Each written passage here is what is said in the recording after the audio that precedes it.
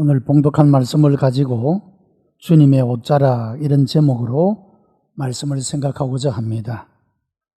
주님의 옷자락, 이것은 우리가 인생을 살아가는 동안에 흘린 눈물들을 닦아주시는 위로의 옷자락이 되고, 우리의 삶 속에 세상이 줄 수 없는 평화와 안식을 주는 은총의 옷자락이 되는 것이며, 우리의 미래가 소망 가운데 가득 차서 살아갈 수 있도록 우리들에게 놀라운 은혜를 베푸시는 그런 소망의 옷자락이 됩니다. 오늘 예배드리는 우리 모든 성도들 가운데 이런 주님의 옷자락이 여러분의 생각과 여러분의 삶을 덮어주시는 놀라운 은혜가 임하게 되기를 주님의 이름으로 축복합니다. 사람이란 내가 무엇이 되고 있느냐 보다도 어떻게 살고 있느냐 하는 것이 더 중요한 문제입니다. 그리고 우리가 인생의 문제들을 만날 때 무엇을 선택하느냐에 따라서 우리의 인생이 달라지게 된다라고 하는 것입니다. 인생에서 결정적인 영향을 끼치는 선택이 있는데 그 선택은 세 가지로 말할 수가 있습니다. 첫째는 신앙입니다. 우리가 올바른 신앙을 선택하는 일, 이것은 오늘의 우리의 삶과 우리의 영원한 생명을 위하여 너무도 중요한 선택의 요소가 됩니다. 여러분, 잘못된 신앙을 선택한 사람은 이 땅의 삶을 망치게 될 뿐만 아니라 영원한 삶도 멸망 가운데 빠지게 된다는 사실입니다. 그래서 우리가 진리의 신앙을 가지는 것, 영생의 신앙을 가지는 것, 우리가 결코 쇠하지 않고 없어지지 아니하고 망하지 아니하는 여러분 참된 신앙을 선택한다는 것, 참으로 이것은 놀라운 하나님의 은혜요, 하나님의 사랑이라고 말할 수가 있습니다. 우리 주변에는 이단과 사이비 신앙이 얼마나 많습니까? 우리가 거기에 미혹되지 않고 그런 잘못된 신앙에 빠지지 않고 우리가 성경적인 신앙, 하나님의 신앙을 가지고 이 믿음의 걸음을 걸어가고 있다는 사실이 놀라운 하나님의 은혜인 줄로 믿습니다.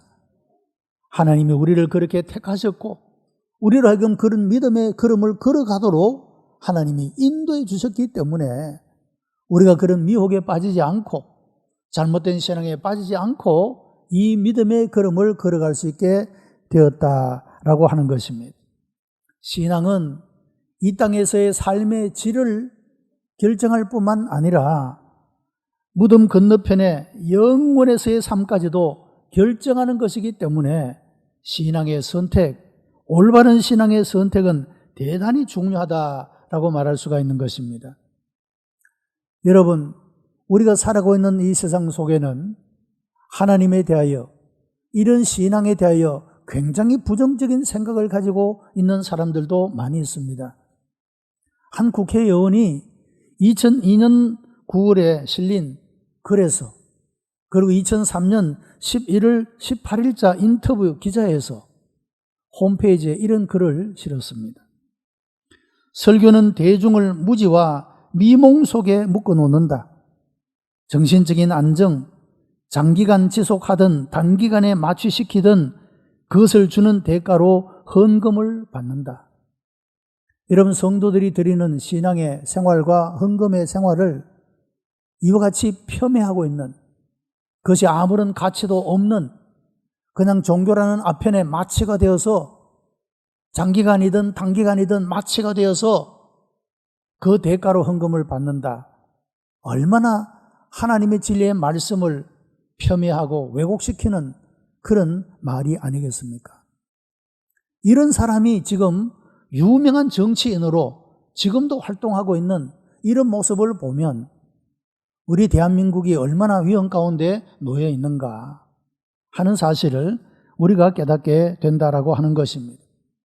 여러분, 분명한 사실은 하나님을 어떻게 대하느냐, 우리가 어떤 신앙을 가지느냐에 따라서 현재의 삶도 결정되고 미래의 영원한 삶도 결정되기 때문에 올바른 신앙을 가지고 올바른 신앙을 선택하며 살아가는 일은 개개인 모두에게 가장 중요한 그런 문제가 되어진다라고 하는 것입니다. 여러분, 오늘 우리들에게 이 귀한 신앙을 주시고 올바른 신앙의 걸음을 걸어가도록 인도하시는 하나님을 찬양합니다. 하나님께 감사합니다. 하나님이 그런 은혜를 주셨기 때문에 우리가 이런 걸음을 걸어가게 되는 것입니다. 두 번째로 인생에서 영향을 끼치는 선택 가운데 하나는 직업이라고 하는 것입니다. 우리가 어떤 직업을 가지느냐, 어떤 직업관을 가지고 우리가 종사하며 살아가는가 하는 것이 대단히 중요하다, 그런 말입니다. 여러분, 우리가 가진 직업은 단순히 돈을 버는 직업이 아닙니다. 종교개혁자 요한 칼빈은 직업 소명론을 말했습니다. 모든 직업은 하나님이 그 사람으로 하여금 그 일을 하도록 부르신 하나님의 소명이다, 그렇게 말씀을 했습니다. 여러분, 흔히 직업을 천직이라고 부르지 않습니까? 그건 하나님이 그 일을 하도록 불러주신 직업이다, 그런 의미에서 천직이라고 말하고 있는 것입니다. 우리가 여러 가지 직업을, 여러 가지 일을 선택할 수가 있지만 현재 내가 하고 있는 일, 이것은 하나님이 나로 하여금 그 일을 하도록 부르신 소명이고 하나님이 그 일을 하도록 나에게 내려주신 천직이라는 이런 의식을 가지고 우리가 그 일에 종사할 수 있어야 한다, 그런 말입니다. 여러분, 어쩌면 지금 내가 하고 있는 그 일이 내가 할 수 있는 많은 일 중에서 가장 내가 잘할 수 있는 일, 하나님이 나에게 은사를 주셔서 그 일을 다른 어떤 일들보다도 더 잘 감당할 수 있는 그런 일을 하나님이 나에게 주셨다라고 하는 것입니다. 여러분, 그래서 우리의 직업은, 내가 가진 직업은 나의 하나의 전문성, 전문적인 직업, 이 프로페션이라고 하는 그런 단어를 사용할 수가 있을 것입니다. 지금 내가 하고 있는 일은 내가 할 수 있는 가장 전문적인 분야의 일이다. 여러분, 우리가 이런 자부심을 가지고, 이런 긍정적인 생각을 가지고 우리가 우리의 삶에 우리가 대한다고 한다면 우리의 삶은 훨씬 더 의미가 있고 그리고 풍성한 삶을 만들어 갈 수가 있다, 그런 말입니다. 꽃 같은 일을 하면서도 자꾸 다른 것을 기웃거리고 다른 것에 마음을 두고 불평하면서 원망하면서 하루하루를 낭비하며 살아가는 삶과, 이것은 하나님이 나로 하여금 이 일을 하도록 부르신 하나님의 소명이다라고 하는 이런 직업관을 가지고 감사하면서 이 일에 최선을 다하며 살아가는 이 삶과, 여러분, 그 결과는 엄청난 다른 결과를 가져오게 된다라고 하는 것입니다.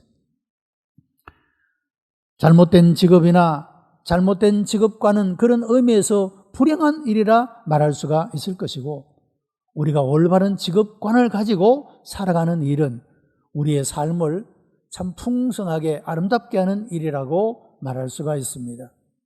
성도 여러분, 오늘 여러분이 가지고 있는 모든 종류의 직업, 하시는 일, 하나님이 그 일을 하도록 여러분을 그곳에 부르신 줄을 믿으시기를 바랍니다.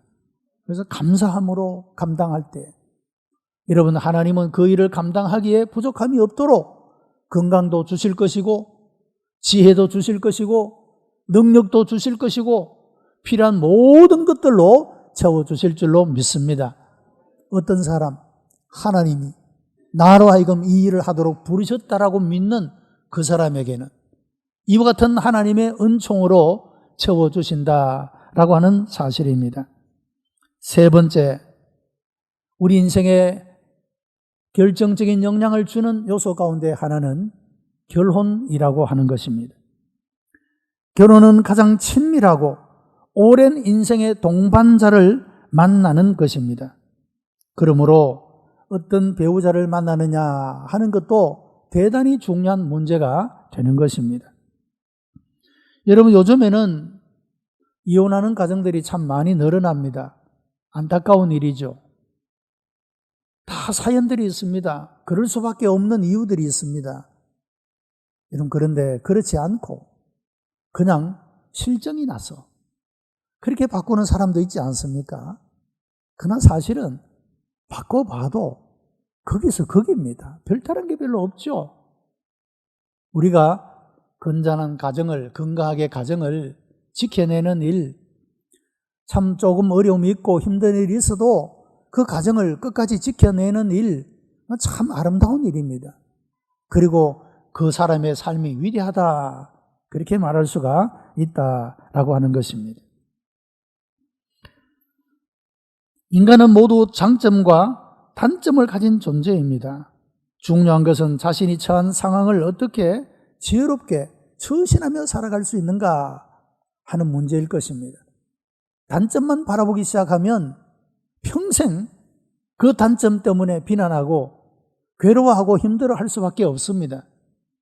그러나 장점을 칭찬하고 장점을 인정하기 시작하면 평생 자랑하며 감사하며 살아갈 수가 있게 된다라고 하는 것입니다. 단점만 가진 사람이 없고 장점만 가진 사람도 없습니다. 다 비난받을 만한 요소를 가지고 살고 칭찬할 수 있는 요소도 가지고 살아가고 있다는 것입니다. 우리가 이 결혼 생활을 어떻게 영위하느냐, 우리 인생에서 참 중요하다, 그렇게 말할 수가 있는 것입니다. 신앙, 직업, 결혼, 이 세 가지는 서로 영향을 주면서 우리 인생을 행복하게 만들기도 하고 불행하게도 만드는 그런 요소가 된다. 이런 선택은 내 인생에 참 중요한 선택이 되어진다, 그런 말씀입니다. 자, 오늘 본문의 말씀을 보면 루시라는 여인이 보아스라는 이 남자를 만나는 사건이 나타나고 있습니다. 룻은 시어머니의 말씀에 순종해서 타작마당으로 내려갔습니다. 이 일은 룻의 일생에서 가장 중요한 일 가운데 하나였습니다. 룻은 자기 자신의 감정이나 자기의 생각은 고려하지 않고 오직 시어머니의 말씀에만 순종하여 그 어머니의 말씀대로 보아스의 발끝에 이불을 들고 그 발치에 누웠다라는 말씀이 나옵니다. 여러분, 우리가 지난 시간에 계속 생각해 온 대로 이 나오미의 가정은 지금 다 무너져 있지 않습니까? 남편도 죽고 아들도 죽고 후손도 없고 이제 이 베들레헴으로 다시 돌아온 사람은 나오미와 그의 며느리 룻밖에 없었습니다. 나오미도 나이가 많았고 룻은 이방 여인이고 기댈 데도 없는 다 무너진 가정이었다 할 수가 있지 않겠습니까? 여러분, 하나님께서 이스라엘 백성들에게 명령한 것 가운데 하나, 그들에게 각 기업을 따라 각 지파를 따라 다 땅을 나눠줍니다. 기업을 나눠주었다는 것이죠. 각 가정은 그런 가문마다 고유의 기업을 가지고 있었습니다. 그런데 지금 이 나오미의 가정은 기근 때문에 모압으로 이사를 가면서 기업을 다 정리했습니다. 그리고 다 망해서 지금 돌아왔는데 기경할 땅도 없고 거둘 곡식도 없는 그런 비참한 신세가 되어져 버리고 말았다고 하는 것입니다. 그런데 하나님의 율법은 희년이 되면 50년이 되면 다른 사람에게서 돈으로 샀든지 저당을 잡았든지 무엇을 했든지 그 본래 주인에게 다 돌려주라는 명령을 내리고 있습니다. 그리고 그 중간에 어떤 사람이 그 다 값을 지불하고 소위 기업을 물은다, 팔았던 기업을 다시 물러서 주인에게 되돌려주는 이런 법이 있었다고 하는 것이죠. 그 책임은 누가 감당하느냐? 가장 가까운 친족, 그 친족이 그 기업을 물러줄 책임이 있었다라고 하는 것이죠. 보아스도 나오미의 친척이었습니다. 그런데 이 보아스보다도 더 가까운 친족이 있었다라고 하는 것이죠. 여러분, 룻은 이런 친족인 보아스 그에게 들어가서 후손을 이어갈 것을 시어머니가 말씀을 할 때 룻은 자기의 모든 생각을 내어놓고 어머니의 말씀에 순종을 합니다. 여러분, 성경에 나오는 노아의 순종도 그랬습니다. 당시에 홍수의 심판을 아무도 믿지 않았습니다.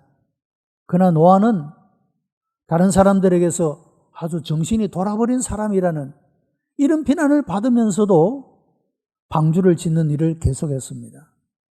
그 노아의 순종은 순수하고 절대적인 순종이었다고 말할 수가 있습니다. 여러분, 홍수가 나서 기식하는 모든 생물들이 다 멸망을 당할 때 구원받은 자가 누구입니까? 하나님 말씀을 순종해서 방주를 만들고 그 방주 안에 들어갔던 노아의 가족들과 그 안에 들어갔던 생물들만, 동물들만 구원을 받았고 나머지는 다 멸망을 당했던 모습을 볼 수가 있지 않습니까? 아브라함도 절대적이고 순수한 순종의 모습을 보여줍니다. 백세에 낳은 독자 이삭을 바치라 하는 이 하나님의 말씀에 그는 아무런 대꾸도 반항도 이의도 제기하지 않고 말씀을 듣고 아침에 일찍이 일어나 이 일을 행하러 가는 그런 모습을 볼 수가 있습니다. 여러분, 룻은 아직도 젊고 미모가 뛰어난 사람입니다. 이미 어머니를 모시는 효성이 너무 정성이 커서 그 동네에서 현숙한 여인으로 흠모하는 그런 여인으로 이미 이름이 나 있었습니다. 이런 룻이 젊고 돈 많은 남자에게 시집을 갈 수가 있었습니다. 그러나 시어머니의 명령을 쫓아 나이가 많은, 돈은 많지만 나이가 많은 보아스에게 이 시어머니 나오미가 그를 보내려 했다라고 하는 거죠.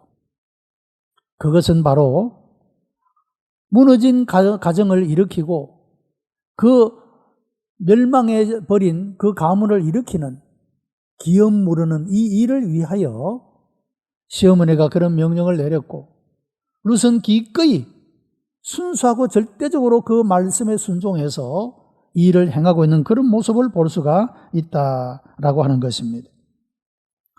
여러분, 룻의 입장에서 이 말씀을 순종하기가 얼마나 어려웠겠습니까?